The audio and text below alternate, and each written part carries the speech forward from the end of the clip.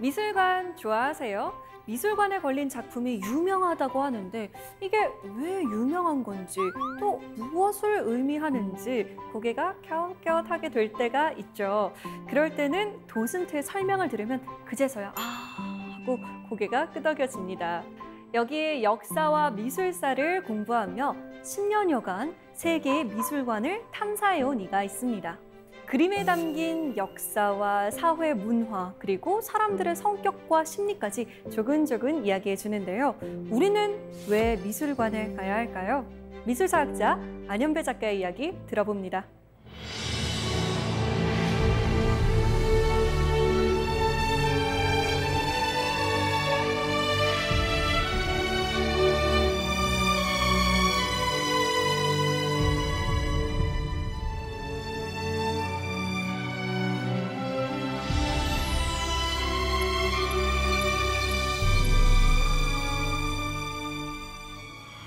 네, 반갑습니다. 안현배 작가님. 안녕하십니까. 네, 작가님은 미술을 공부하기 위해서 정말 여러 미술관을 다 다녀오셨더라고요.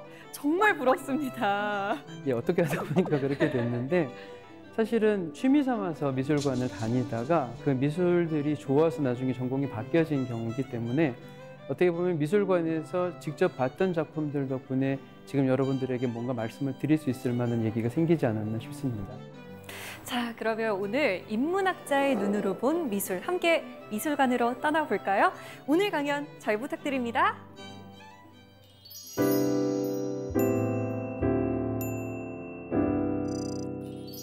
현대에 와서 여행을 하는 분들이 이제 많아지시고 특히 외국에 여행을 할 때는 주로 저희들이 방문하는 장소가 미술관이 될 때가 많습니다. 그리고 이제 미술관에 가셨을 때는 제대로 감상하는 게 어떤 방법이 있을까 궁금해하시고 좀 더 깊이 있게 작품을 이해하려면 어떤 방법이 좋을까 하는 것들에 대해서 정보를 찾아보시기도 하는 편이죠. 사실 제가 공부했었던 프랑스에서 있는 동안에 내내 듣던 질문도 마찬가지들이었습니다.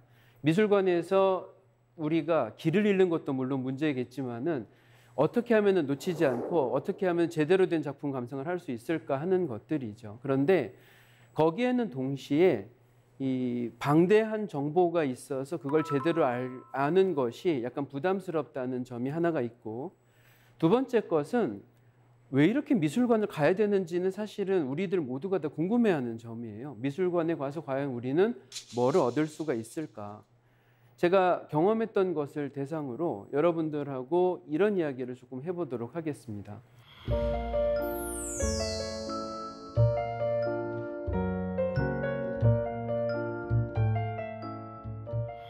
미술사 공부를 했었고 프랑스에 11년 정도를 살았었다 이야기를 하면 저에 대해서 소개를 하면 대화를 이어가다가 그런 질문 하실 때가 있어요. 어떤 작품이 가장 인상적으로 마음에 남아있느냐.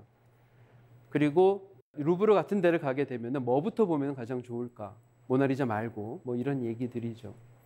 저는 조금 개인적인 경험으로 좋아하는 작품이 있습니다. 지금 여러분들이 보고 계시는 민중을 이끄는 자유의 여신이라고 한국에는 알려져 있어요. 프랑스 혁명을 그린 그림으로 되어 있는데 낭만주의 화가 외제느 들라크루아의 같은 제목의 그림은 맞고요.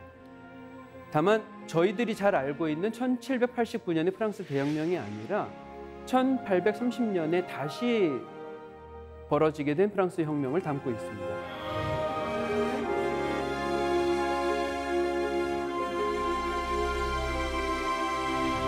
제가 처음에 루브르를 갔었을 때였어요. 그때 이제 프랑스에 도착을 할 때 런던에서 파리로 넘어가는 길이었었는데 저의 실수로 딱 하나 있던 수동 카메라를 잃어버렸었습니다.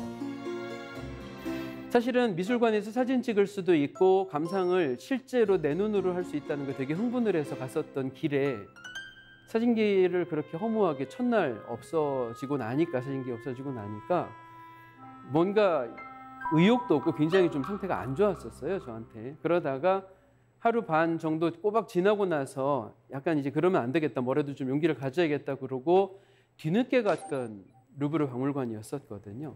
근데 줄을 또 잘못 서가지고 늦게 들어가게 되고 뭐 이런 우여곡절이 있어서 제가 들어갔을 때는 이미 문 닫기 30분도 안 남은 시간이었습니다. 그런데 마음이 급하다 보니까 아는 그림을 찾아야겠다고 무턱대고 뛰기 시작을 한 거예요. 그래서 루브르 안에서 길을 잃어버렸죠. 그런데 안내방송으로는 이제 나가실 시간이 됐다고 나오고 저는 아는 그림을 하나도 못 봤고 뭐라도 하나를 봐야 되겠으니까 지나가던 직원 하나를 붙들고 내가 뭔가를 보고 싶은데 하고 말을 꺼내니까 그 직원이 뭔데 하고 물어보는데요. 마음이 바빠서 그랬는지 아무 생각이 안 나더라고요. 그러다가 어린 시절부터 참고서 표지에 있던 이 민중을 이끄는 자유여신이라는 그림이 그때 갑자기 떠올라서 팔을 치켜들면서 이거라고 얘기를 했더니 직원이 들라크루아냐고 그러고는 저한테 자기를 따라오라 그래놓고 가르쳐 준 거예요. 제가 그림 앞에 드디어 마주섰을 때 일단은 반갑고 일단은 다행이다 생각이 들고 그래도 이거 하나라도 내가 봤구나. 그리고 직접 이걸 보니까 되게 신기하다 이런 생각을 하고 있었어요. 그런데 그 순간에 이 저를 안내를 했던 직원이 뭐 하냐는 얘기를 하면서 저한테 앞에 가서 보라고 여기까지 왔는데 라고 얘기를 하면서 등을 밀어가지고 좀 더 그림 앞에다가 세우도록 된 거죠. 그러니까 저도 마찬가지였습니다. 많은 분들이 익숙한 거리에서 익숙하게 사진 찍고 거기에서 만족하고 넘어가는 그런 감상자였는데 그게 아니라 좀 더 가까이 가봐라. 여기까지 왔는데 라는 얘기.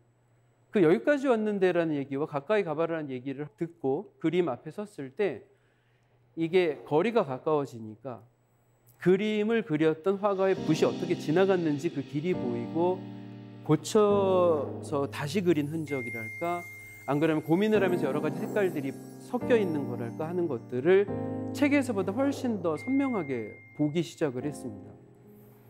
근데 그 순간에 앞으로 갔다 뒤로 갔다 그림을 감상하고 있는 시간 동안에 문득 깨달은 게 들라크루아도 제가 이제 어린 시절부터 그렇게 좋아했었던 들라크루아도 지금 제가 서 있던 그 오리지널의 그 자리 앞에서 앞으로 갔다 뒤로 갔다 하면서 이렇게 해볼까 저렇게 해볼까 하는 고민을 했다는 그 공간에 제가 같이 서 있게 된 거라는 거죠. 사실은 되게 감상적인 포인트긴 하지만 그런 생각을 하게 된 순간에 갑자기 들라크루아가 이 그림을 그릴 때 얼굴도 연상이 되고 그 사람이 어떤 마음이었는지 감히 짐작할 수 있을 것 같은 생각이 들었었어요. 그림을 가까이서 보고 있었을 때 그 그림이 조금 더 우리한테 전달해주는 이야기는 굳이 여기에 대한 자세한 사항이 없어도 우리한테 마음을 열게 해주고 알고 싶도록 해주고 그리고 그 사람하고 서로 이야기를 할 수 있도록 해준다고 저는 생각을 합니다. 세상에 많은 예술 작품이 소설이나 시나 음악이나 미술까지도 사실은 이야기를 다 담고 있는 거예요. 우리한테 뭔가 하고 싶은 이야기. 그 작가들은 그 이야기를 조금 더 훌륭한 방법으로 하기 위해서 시간을 투자를 하고 자기의 모든 정성을 다해서 남겨놓은 작품을 통해서 우리하고 끊임없이 대화를 하고 있는 거죠. 어떻게 보면 미술관은 그렇기 때문에 굉장히 말이 많이 남아있는 공간이고 시간이 우리를 기다리고 있는 공간이라고 할 수 있을 것 같습니다.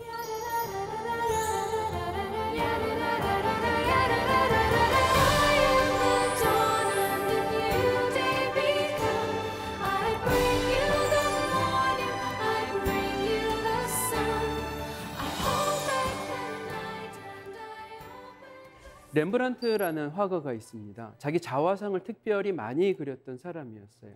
조금 퀄리티가 좋은 화보집이라고 할까요? 그런 거에서 어떤 자화상이 하나가 있는데 그 자화상을 보고 이게 있구나 하고 넘어가고 다음 페이지를 넘겼을 때 순간 제가 약간 깜짝 놀라게 됐었죠. 그게 왜 그랬었냐면은 자화상을 조금 더 가까이서 찍어놨던 사진이었었는데요. 그 사진이 얼굴을 이렇게 비추고 있었습니다. 저는 렘브란트가 굉장히 유명한 화가라는 것을 알고 있었어요. 왜냐하면은 그 당시까지 제가 누구한테 얘기를 듣기도 전에도 렘브란트에 대해서는 인생이 어땠고 뭐 이런 얘기를 어느 정도는 알고 있었으니까요. 그런데 이 그림을 보고 제가 그 사람을 제대로 아는 게 맞나 하는 생각이 들었습니다. 처음에 이 그림 보셨을 때 어떤 느낌이셨었나요? 굉장히 근심이 일단 많아 보였고요. 그리고 이 조명 때문인지 네. 약간 우는 것처럼 보이기도 하고 살짝 땀을 흘리는 것 같기도 하고 네. 힘든 상황이다 이렇게 그렇죠. 느껴지네요. 예. 그 매번 자화상들은 자기 화가의 일기 같은 거나 마찬가지거든요.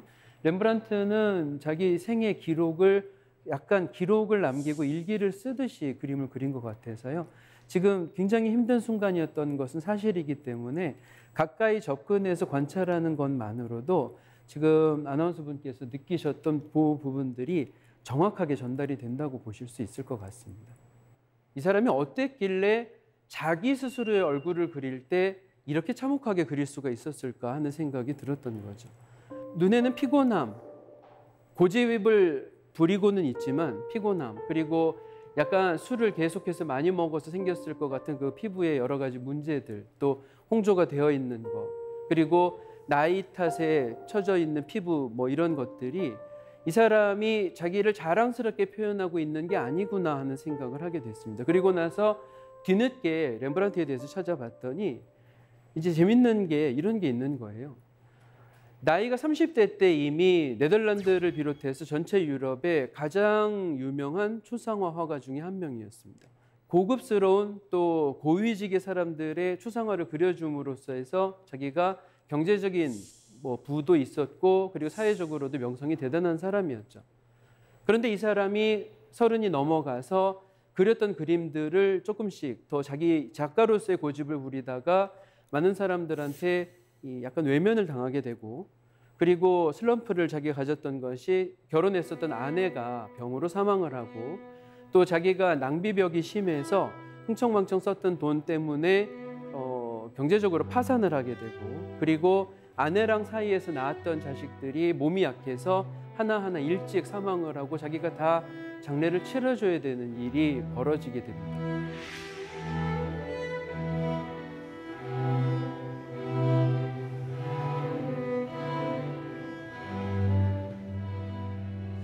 서른 살 때 세상을 다 가진 것 같은 자신감과 뭐 충만함에서 살았다가 이 사람이 점점 더 밑으로 내려가게 되면서 겪었던 고통이 자기 얼굴을 그렸을 때, 자기가 거울을 보면서 자기 얼굴을 옮기고자 했었을 때 그대로 드러나게 되는 것.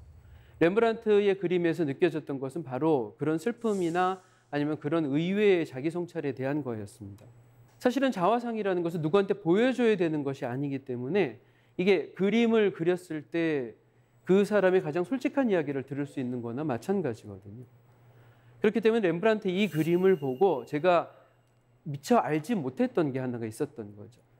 렘브란트가 젊은 시절에는 어땠었을까? 그게 무엇이든 간에 이 사람이 나중에 후반부에 가서는 자기를 이렇게 그릴 수밖에 없었던 점. 그래서 저는 저 그림이 정말로 보고 싶었었어요. 그래서 마치 렘브란트 자화상 앞에 섰을 때 오랫동안 보고 싶었던 친구를 만난 것만큼이나 서로 마주보고 이야기하던 느낌으로 그 자리에서 잠시 동안 행복할 수가 있었습니다.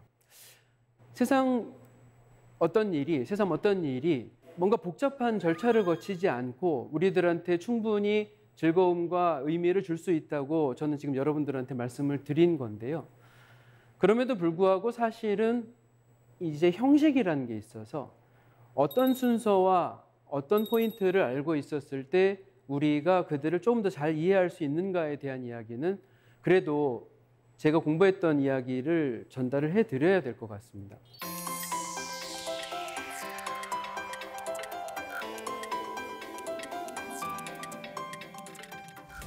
그 무시무시하게 이름을 외우기도 힘들다는 그리스 로마 이야기가 되겠죠. 사실은 고대라고 이야기를 하는 것은 유럽에서 한편 구석에 있었던 그리스와 그리고 나중에는 유럽 전체를 장악을 했던 로마가 그리스는 만들어내고 로마는 전파시켰던 요 문명에 대한 이야기입니다. 그거는 신기하게도 여러 지역, 다른 여타 지역에서는 종교가 굉장히 우세한 힘을 가지고 있었는데 이쪽은 인간을 중심으로 그게 좀 바뀌어 있었어요. 판단의 기준도 인간이었었고 인간이 보고 있는 것에서 철학이 발전을 하고 법을 발전을 시키고 또 미술품들도 대체로 인간의 몸을 이상적으로 표현한 것들이 있었죠.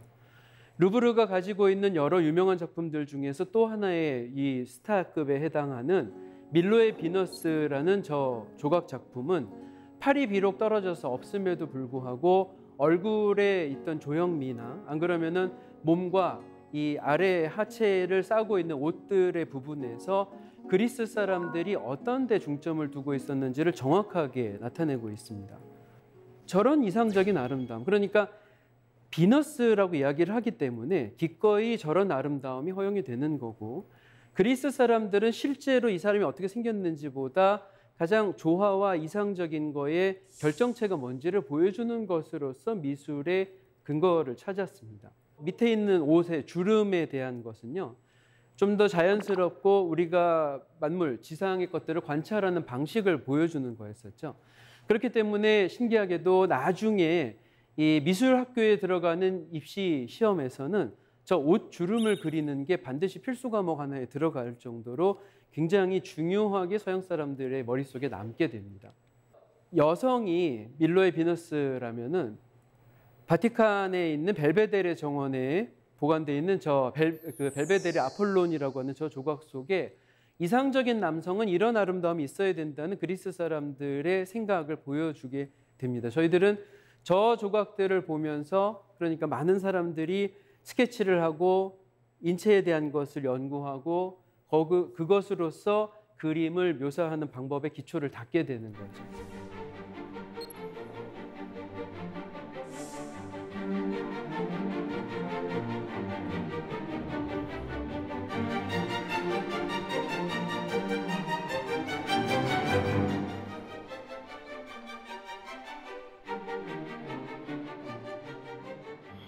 물론 서양 유럽에도 매번 긍정적인 신호가 있는 게 아니어서 중세라는 신호, 그러니까 시대가 있었습니다. 중세 시대에는 아무래도 로마 제국이 멸망을 한 다음에 전체를 다스리게 되는 그 강한 통치 권력이 없었고, 그 속에서 사람들이 기근에, 전염병에, 또 전쟁에 쫓기다 보면 종교의 의지에서 이 위기에서 벗어나고 싶어져 하는, 안정을 찾고자 하는 마음이 더 강했기 때문에 이 사람들은 지금 현생에 살아있는 이 생은 의미가 별로 없었어요.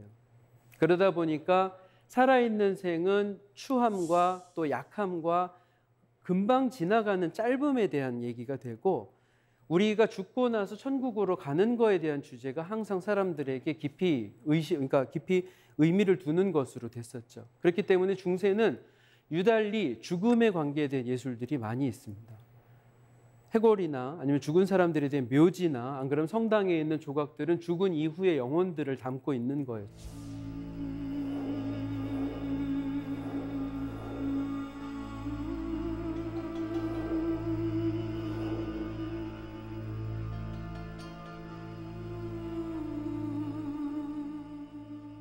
이게 벗어나게 되려면 사회 전체가 긍정적으로 바뀌고 지금 말씀드렸던 우리를 위협하는, 인간들을 위협하는 외부의 조건들을 극복을 해나가는 수밖에는 없었어요. 그렇게 극복이 되게 된 게 르네상스라고 이야기를 합니다.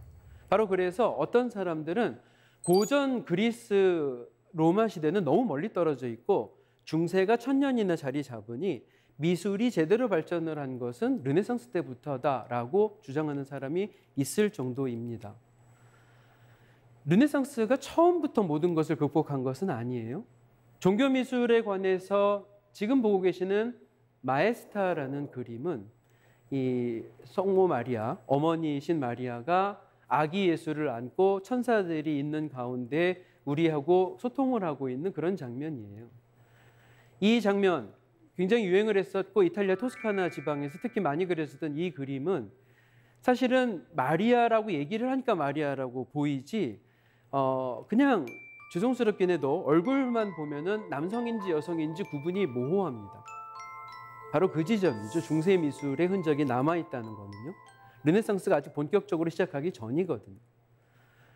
사람의 신체가 가지는 특징은 굳이 우리가 관심 가지지 않는다는 거예요. 인간이면 된다. 신 앞에 서 있는 인간이면 된다. 그리고 그 인간 중에서 고귀한 마리아는 여기에 앉아 있는 거고 너희들이 기도를 하는 거다. 이런 모습이니까 보이는 게 저렇게 남성인지 여성인지에 대한 구분이 그다지 뚜렷하지 않은 게 되는 거죠. 그런데 르네상스가 본격적으로 시작을 했을 때 북부 이탈리아가 특히 경제적으로 발전을 하고 자기들이 누리고 있었던 경제적인 번영을 새롭게 투자를 해서 인문학도 발전이 되고 인간에 대한 모든 가치들이 예전처럼 부정적인 것에서 머무는 게 아니라 조금씩 더 긍정적으로 바뀌어 나갈 때 철학도 소환이 되고 문학도 또 더불어서 발전하고 예술 작품도 인간에 대한 그 자체의 관심이 넓어지게 됩니다. 그렇기 때문에 르네상스가 본격적으로 발전했을 때 보티첼리 같은 사람의 그림을 보게 되면 아, 이건 정말 여성스럽게 그렸구나 하는 느낌을 누가 가르쳐주지 않아도 받게 돼요. 왜 저런 변화가 생겼을까? 미술관을 걸어가시는 동안에 미술관이 전시를 하는 가장 게으르면서도 가장 정확한 방식의 전시 룰은 시간 순서대로 전시를 하는 겁니다. 그게 수십 년의 시간이 흐르고 나서 아까 같이 남녀 차이가 없는 얼굴이 있다가 정말 여성에 집중되는 이런 그림이 나타나게 되면은 사람들이 인간에 대해, 인간의 특징에 대해 또 구분과 아름다움에 대해서 현실적인 관심을 가지게 됐구나 하는 것을 느끼게 됩니다. 그게 르네상스의 핵심이었었죠. 그 지점의 정점에 모나리자가 있는 겁니다. 모나리자를 보시면서 아름답지 않아. 또 너무 멀어서 잘 모르겠어. 이렇게 많은 사람들 사이에서 봐야 될 만큼 중요할까?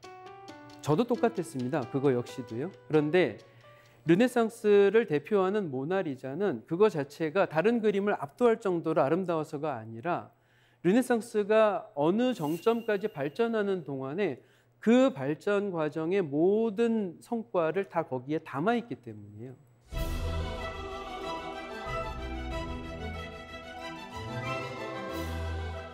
다빈치가 인간을 이해하기 위해서 수많은 해부학 실험을 했었고 인간의 신체에 대한 특징, 그게 단순하게 뼈 아니면은 기관 그런 게 아니라 신경이나 그 외에 작동하는 모든 것들이 뇌나 임신의 과정이나 죽음이나 호흡이나 하는 것들을 차근차근 연구를 해서 과학적인 성과를 이뤄냈고 그 과학적인 성과가 토대로 돼서 조금 더 사람의 모습을 더 사실적으로 그릴 수 있는 장이 열렸다. 그렇기 때문에 모나리자는 미소라고 얘기를 하고 있는데 그 미소가 정말 뭐 다른 사람을 홀릴 만큼 신비해서라기보다 사람이 가볍게 미소를 띠고 있었을 때 얼굴에 근육이 움직이는 거, 그리고 우리를 응시하고 있었을 때 눈이 어떻게 있고 그 모든 잔근육과 피부들이 어떻게 될 수가 있는지를 한 데다 다 모아놓은 거였었어요. 그렇기 때문에 모나리자가 그 사람의 정점에 해당을 한다. 천재 다빈치가 평생 동안 들고 다녔던 거다. 그리고 이탈리아가 발전시켰던 문화예술을 우리도 받았으면 좋겠다 생각을 하던 게 이 시절이었습니다. 지금처럼 프랑스나 독일이 기술력이나 예술 측면에서 유럽의 대표자가 되기 전에는 이탈리아의 모든 게 이 경도돼 있었거든요. 그쪽으로 전부 다 기울어져 있었거든요.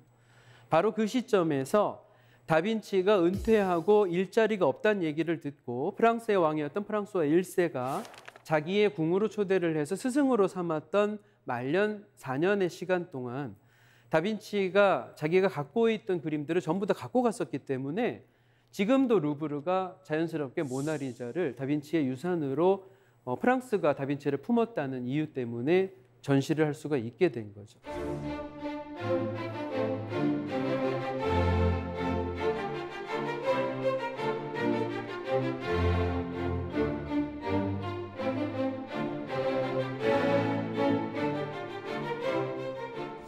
보티첼리와 라파엘로, 그 외에 티치아노, 그다음에 베로네제 같은 이탈리아를 대표하는 르네상스의 화가들은 루브르 박물관에서도 가장 긴 복도에 해당하는 그랑 갤러리에 아까 말씀드렸다시피 차근차근 시간의 순서대로 전시가 되어 있습니다.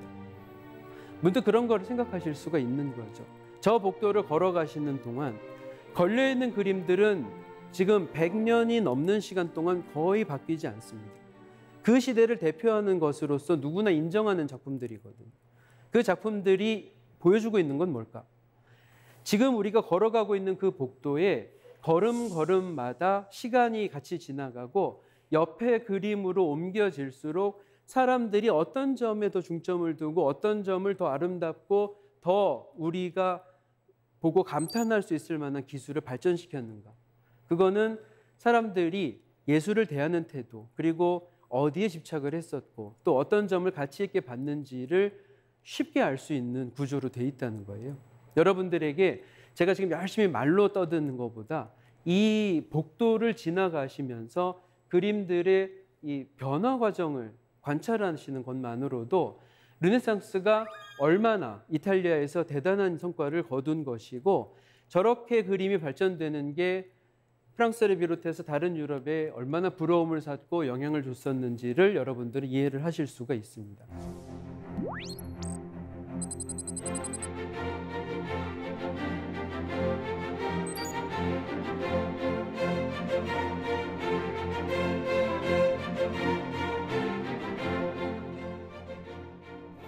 루브르에서 강을 건너가면은 오르세라는 미술관이 있습니다. 그 오르세 미술관에서 유명한 작품들이 참 많고 인상파 작품들이 많은 장소여서 또 여기에도 많은 분들이 찾으시긴 하는데 지금 보고 계시는 저 그림, 에두아르 마네라는 사람이 그린 풀밭 위의 점심 식사는 모더니즘의 시작이라고 평가를 받고 또 저 그림이 수많은 사람들한테 비난을 받으면서 에두아르 마네가 나쁜 화가처럼 인식이 되게 만들었고 그리고 저 그림이 너무 유명한 나머지 전국에서 저 그림을 보기 위해서 많은 사람들이 왔고 욕을 했고 무리를 일으켰다고 기록이 되어 있습니다. 그런데 저는 아까 모나리자 때 이해를 못했던 것처럼 이 그림도 이해를 못했었어요. 왜? 이 정도의 그림을 가지고 사람들이 그렇게 흥분했다는 걸까? 이게 어떻게 모더니즘이 시작됐다는 신호가 될까? 그래서 매번 이런 일이 있을 때마다 한동안 고민을 하게 되는데 그 고민 속에 저는 원래 이제 역사를 전공을 하다가 미술사로 바뀌었던 거였거든요. 그런데 역사 공부를 했었을 때 이런 이야기를 들었던 게 생각이 났습니다. 사항이 발생하는 것들이 우리 시간대가 아니라 이전에 있었던 시간대를 그 시간대 안에서 발생한 어떤 일을 제대로 이해를 하려면 지금 우리의 시각으로 봐서는 간격이 생겨서 제대로 이해를 할 수가 없게 된다. 그때 사람들은 어떤 환경에서 저거를 마주할 수 있었는지를 복원을 해서 그 상상을 통해 제대로 이해하는 게 역사가 할 일이다. 저는 미술사도 역시 거기와 마찬가지로 생각을 하게 됐습니다. 그래서 저 그림이 있었을 때 과연 환경은 어땠었을까? 당시 사람들의 환경은. 르네상스가 있어서 사람들을 아름답게 묘사를 하고 그게 방대한 양의 훌륭한 작품들을 가지게 된 것은 맞는데 너무 그게 훌륭하다 보니까 따라가는 게 관성이 돼서 계속 똑같은 것들이 나왔었습니다. 아름다움은 저기에 국한이 돼 있었죠. 여성의 누드가 가지는 아름다움, 비율이 완벽해야 하며 대생에 대한 흠잡을 데 없는 연습과 테크닉이 중요하다. 그 속에서 작가의 개성은 그다지 중요하지 않았어요. 선생님이 하라는 대로 지정해주는 색깔과 지정해주는 컬러가 다 있었던 시대였었죠. 그런데 그 시기에 사진기가 나오게 됩니다. 사실적으로 잘 그리는 것이 가장 큰 덕목이었었는데 이제는 그게 아니라 사진기가 그걸 대체를 할 테니까 뭔가 예술이 다른 걸 보여줘야 되는 도전을 맞이하게 됩니다. 그때 이 그림이 나오게 됐다는 거죠. 사람들은 많이 바뀌었습니다. 사실은 개성적인 사람들도 많았고요. 왜 그러냐 하면은 이미 시민혁명이 있었거든요. 프랑스 혁명이라는 사건이 크게 터졌었고 프랑스 혁명 이후에 이전에는 나라는 존재가 전체 다수 중에 하나를 구성하고 있었어요. 왕국의 신민이고 하느님한테 아니면은 왕한테 충성해야 되는 작은 존재였었고 내가 중요한 게 아니었었죠. 그런데 시민혁명이 지나고 나서 개개인에게 인권이 있음을 인식하게 되고 내가 알고 있고 내가 느끼고 있는 것이 중요하게 되고 나라는 사람을 세상에 드러내고 세상 사람들과 다름에서 기쁨을 느끼게 되는 시대로 변화하게 됐습니다. 시대는 바뀌었는데 예술이 바뀌지 않고 있던 거예요. 물론 그것은 예술을 향유하고 있는 계층이 지극히 작은 사람들이었기 때문에 그럴 수도 있었지만 이게 경제가 발전되고 좀 더 많은 사람들이 저런 예술 작품에 접근을 할 수 있게 되면서 개성을 필요로 하던 시대에 과감하게 나는 이게 아름다워라는 주장을 한 겁니다. 저 그림이 어디가 뛰어난지는 말씀을 안 드리겠습니다. 그건 필요가 없어요. 그런데 저 그림이 얼마나 달랐었을까? 느낌이. 그거에 대한 상상은 굉장히 중요합니다. 그 상상이 저 시대 때 사람들에 있었던 당황을 이해를 하게 해주고 저 시대 때 사람들의 반감을 이해를 하게 해주고 동시에 그런 반감과 당황스러움 속에 새로운 시대가 왔다는 충격을 이해를 할 수 있도록 하거든요.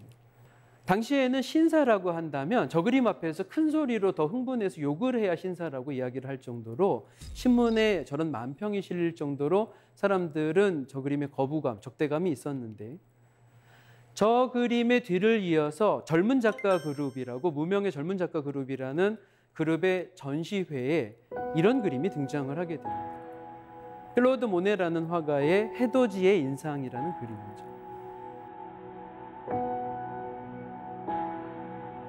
이것은 지금까지 있었던 정해놓은 패턴의 풍경화가 아니었어요. 시간대는 항상 석양에 머물러 있고 역사적인 흔적이 남는 로마 유적지가 있는 그런 풍경화가 아니라 어느 날 해가 솟아서 떠오를 때 안개가 끼어 있는 중에 생전 처음 보는 색감과 생전 처음 보는 컬러가 있어요. 그러니까 그 구도가 있어서 또 내가 보고 있는 대상들이 선명하진 않는데 그 느낌이 있어서 그걸 전달하겠다 그려놓은 그림인데 당시 사람들한테는 반발이 엄청나게 당연히 심했습니다. 어떤 사람은 평론가 중에 심지어 이 그림을 두고 곰팡이가 쓴 벽지를 뜯어다가 액자에다 집어넣었다고 얘기를 할 정도로 사람들한테 거부감을 안겨줬었죠. 그런데 거기에 더불어서 이게 해돋이의 인상, 그 짧은 인상만을 쫓으며 그림이 항구하게 계속돼서 이야기해야 되는 보편적인 진리나 안 그러면은 변하지 않는 원칙들을 무시했다. 그러니 이 가짜 화가들은 짧은 인상만을 쫓는 나방들이다. 이런 식의 비난이 있었다는 거예요. 그런데 그것을 저 화가들이 좋은 얘기인 것 같아. 차라리 우리가 그거를 채용을 해버리자 해서 인상파라고 자기들을 부르게 됩니다. 이게 모더니즘을 본격적으로 발전시킨 인상파의 등장이 되죠. 여기서 제가 말씀드리는 모더니즘의 특징은 개성과 자기가 주관을 가지고 있으면서 세상의 시각하고 싸우는 거예요. 자기를 관철시키기 위해서. 자, 이제 보고 계시는 그림은 오기스트 르누아르의 물랭들라 갤레트라는 일단 외부에서 야외에서 벌어지는 무도회 장면이에요. 젊은 사람들이 서로 소개를 하고 주소를 묻고 즐겁게 웃고 있는 저 장면. 그런데 저렇게 가볍고 일상적인 장면은 여태까지의 예술 작품들은 다루지 않던 주제였습니다. 왜냐하면 예술 작품은 항상 신화나 성경같이 교육적인 목적을 가지고 있었거든요. 그게 과시하는 대상으로 써지게 되는 거였어요. 근데 지금 이런 것은 일상을 담은 거니까 이게 과연 그림이 돼? 하는 생각이 들도록 되는 거예요. 근데 그게 아니고 그림이라는 것은 밝고 아름답고 우리가 기쁘게 느낄 수 있는 것으로서 확장이 되고 있고 나는 그런 주장을 할 거다는 게 화가들한테 생긴 거죠. 모네가 그렸던 그림 중에서 참 유명했던 자기가 살았던 고장 루앙이라는 곳에 대성당이 있습니다. 그 루앙 대성당 앞쪽에 이 스튜디오 하나를 자기가 렌트를 해서 저기에서 대성당 그림을 그리는데 아침에 해가 떴을 때 해가 질 때 비가 올 때 대성당이라고 부르는 그 큰 돌덩어리는 이 짧은 시간 동안 얼마나 큰 변화를 가지고 오는가를 사람들한테 보여주다시피 했어요. 저거를 수십 개의 그림을 그려서 당시에 기존 화가들은 한 개의 그림을 색깔만 바꿔가지고 여러 개를 그렸다고 너는 사기꾼이야 라고 비난을 했지만 모네가 의도하고 있는 철학 그리고 모네가 담고 있는 이 표현에 담긴 의미 같은 것들을 현대에 더 접근되어 있는 생각을 가진 사람들은 굉장히 기쁘게 받아들이게 됩니다. 이런 식의 개성은 환영한다.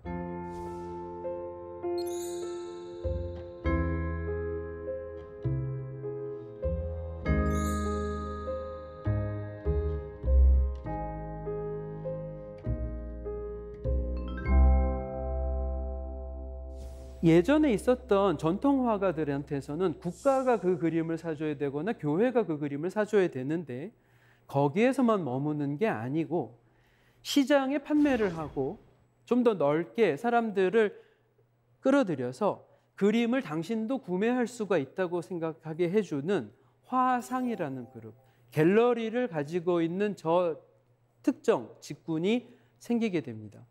그래서 드랑루엘이라는 화가 르누아르를 비롯한 인상파를 미국과 전 세계에 소개를 했던 사람이고요. 앙부아즈 볼라르라고 하고 있는 저 오른쪽에 있는 사람은 나중에 피카소하고 마티스 등이 신인이었을 때 그 사람들을 발굴했던 사람들입니다.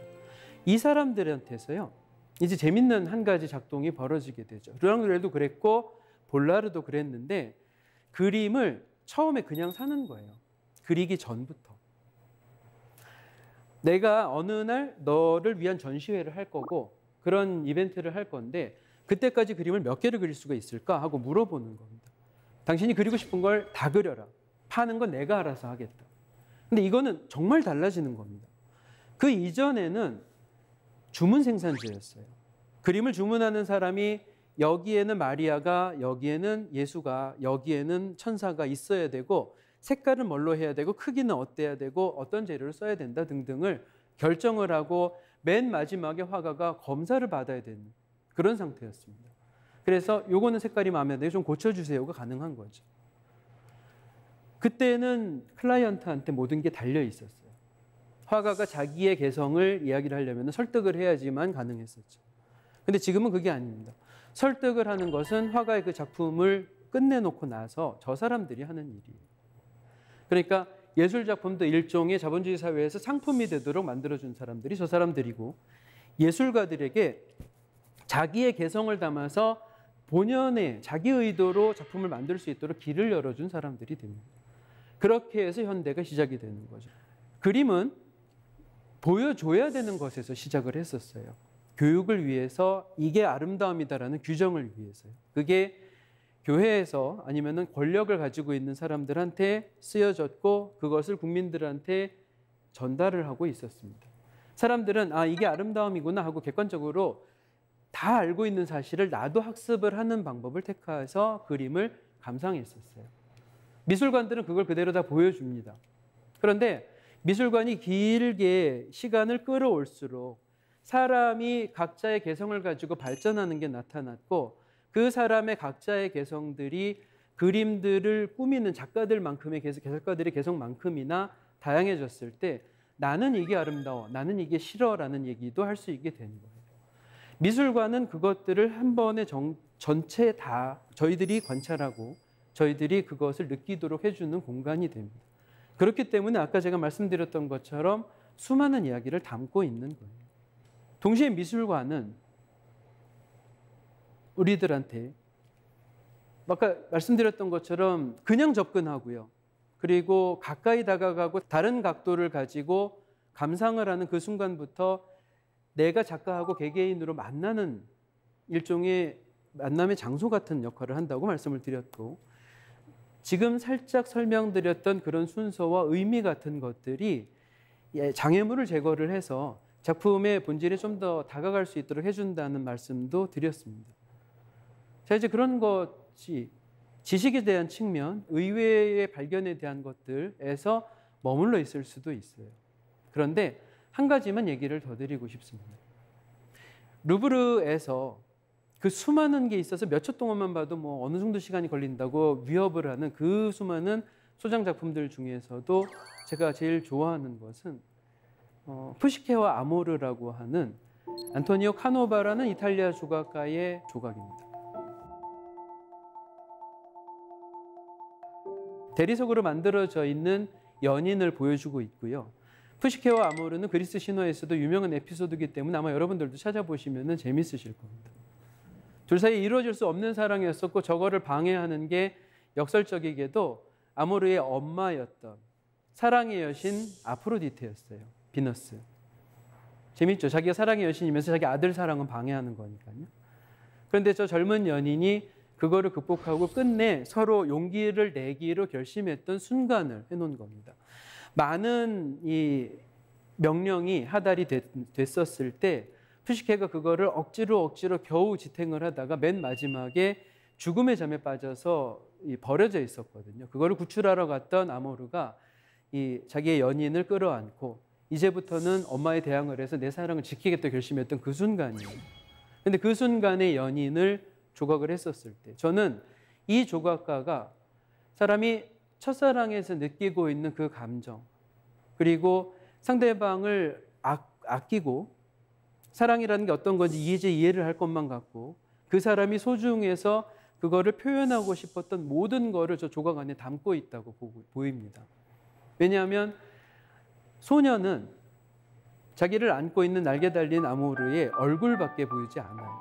마찬가지로 소년도 그 소녀의 얼굴만 서로 바라보는 저 가까운 각도에서 서로 얼굴을 보고 이제 마침내 오랫동안 못 보다가 확인하고 사랑을 느끼고 서로 끌어안고 있는 그 순간에서 딱 잘랐잖아요.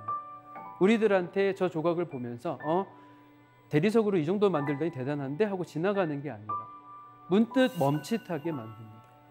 우리들 지금 수많은 정보에서 살고 있으면서 여러 자극들을 받았던 우리들조차도 이런 순수한 감정에서는 잠깐 멈추고 뭐지 하고 확인을 하고 싶은 생각이 들어요. 바로 그런 게 예술이라고 생각합니다. 우리들이 평소에 가지고 있었던 감정들, 그 중에서 어떤 것들은 소중했었고 어떤 것들은 다시 떠올리고 싶은 건 있을 때 그거를 불러올 수 있고 다시 느끼게 해줄 수 있고 그러면서 우리들한테 이야기를 건넬 수 있는 것.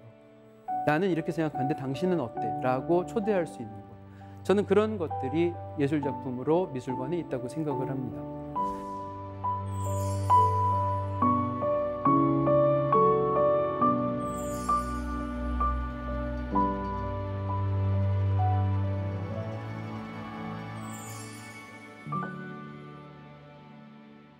지금까지 여러분들하고 우리가 미술관에 가는 이유라는 짧은 주제로 말씀을 드려봤는데 미술관에 가는 이유는 관광상품에 포함이 돼서도 아니고 모나리자 앞에서 사진을 꼭 찍어봐야 돼서도 아니고 우리가 언어나 아니면 시간이 달라서 만나지 못했던 수많은 사람들 그 사람들이 발견해냈고 기꺼이 자기 생애를 바쳐서 남겨놨던 그 아름다운 언어들을 이해하고 또 기쁘게 감상하기 위해서라고 말씀드릴 수 있을 것 같습니다. 들어주신 여러분들에게 감사드리고요. 언젠가 이 모든 저희들을 가로막는 장애물들이 없어지고 작가의 작품 앞에서 저만큼 여러분들도 공감하고 행복한 시간이 되셨으면 좋겠습니다. 감사합니다.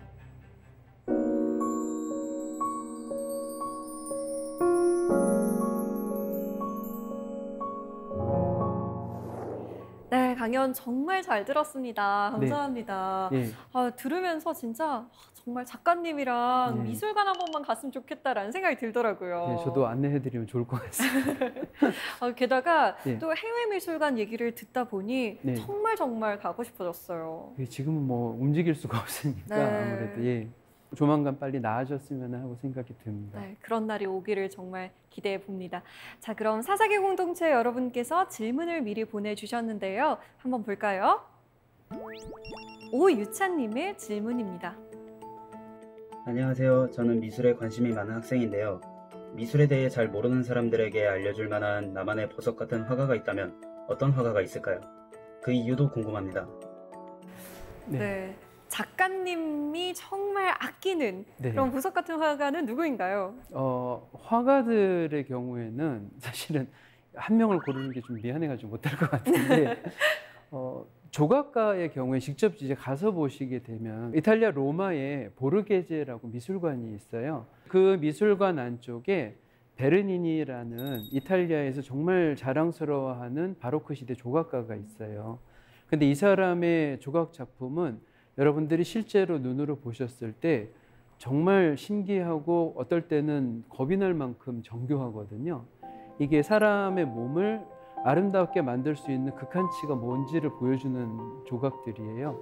이 사람은 사람들이 어떨 때 감동하는지를 정말 잘 알아요. 그래요? 예, 그래서 이런 연출과 이런 표현들이 우리들한테 보자마자 저절로 탄성이 나올 수 있을 만한 작품들이 있어서 어떻게 이런 게 있지라는 생각을 해줘서 미술가라는 존재들, 그 예술가들이 테크닉을 익히고 천재가 정말 악착같이 노력했을 때 어디까지 갈 수 있는가를 보여줘서 네. 사람들한테 진짜로 한번 내가 감동했으면 좋겠다는 분들한테는 절대로 추천해드리는 작품이에요. 한번 꼭 보시면 좋을 것 같습니다. 그 조각상 앞에 가면 감동을 안 할 수가 없군요. 네, 저는 그렇게 생각합니다. 저도 꼭 그 조각상 앞에 가서 한번 서보고 싶습니다.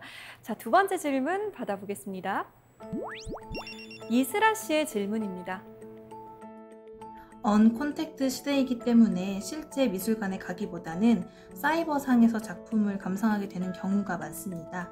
이런 때에도 미술관에서 감상하듯 작품의 가치를 느낄 수 있을까요? 미술을 좋아하는 분들은 정말 아쉬워하는 부분이죠, 요즘. 네, 그렇죠. 어떻게 하면 좋을까요? 사실은 어떤 길을 선택을 해도 일장일단이 있다고 그러잖아요. 그런데 미술 작품을 실제로 감상할 수 있었던 예전처럼 그 미술관을 가게 된다고 해도 실은 여러 가지 제약 조건들이 항상 있었어요. 워낙에 관람객들이 많고 그쵸. 오버투리즘 시대다 보니 이 사람들에게 방해가 돼서 오히려 그림을 제대로 감상할 수가 없는 때도 많았었고요. 또 어떨 때는 이제 대여를 했다거나 파업을 했다거나 이런 일들이 있어서 저희들한테 실제로 가는 것도 만만치 않다는 것을 사실은 알고 있어요. 가도 못 보는 경우가 있죠. 그러니까 오히려 지금 여기에서 정말 중요하거나 정말 사람들에게 이제 뭔가 요구가 많은 그림들은 기술적으로 발전이 이루어지면서 더 정밀하고 더 해상도가 높은 걸로 많이 변형이 되어 있어서요.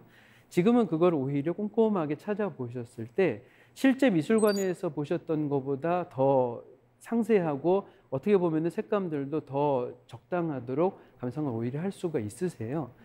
그러니까 결론적으로 말씀드리자면 사실은 그 본질에 관한 것은 그다지 많이 바뀌지 않아요. 그래서 어떤 한계들이 있다 그래도 예전에 한계가 없다고 하던 시절조차도 많은 문제나 장애물들이 있었는데 이 화가가 다루고자 했고 전달하고자 하는 이야기는 그것이 어떤 것이건 여러분들이 기회를 주고 천천히 관찰하시는 분에게는 전달이 될 거라고 믿습니다. 자, 지금은 비록 우리가 미술관에 갈 수가 없어서 참 아쉽지만 그래도 말씀하신 것처럼 본질은 변하지 않으니까 온라인으로 꼼꼼하게 보면서 이 화가는 어떤 생각을 했는지, 이 화가가 뜻하는 바는 무엇이었는지 한번 생각해 봐야겠습니다.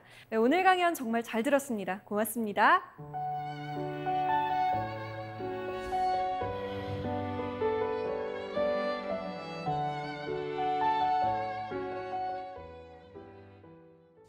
화가 보테로의 그림을 보았습니다. 몸집이 넉넉한 남자와 여자가 함께 탱고를 추고 있는 그림이었는데요. 라틴 아메리카의 화가답게 뭔가 열정이 막 느껴지더라고요. 전 그 그림을 보면서 그림 속의 그 남자와 여자는 부부가 아닐까라고 생각이 들었습니다. 라틴 아메리카의 부부들은 나이가 들어도 로맨스를 유지하기 위해서 아주 많은 노력을 한다고 들었거든요. 이렇게 그림을 보면서 그 이야기를 추리해보는 것도 미술과 좀 더 친해지는 방법 중 하나가 아닐까요? 사색의 공동체 스미다. 저희는 다음 시간에 찾아오겠습니다.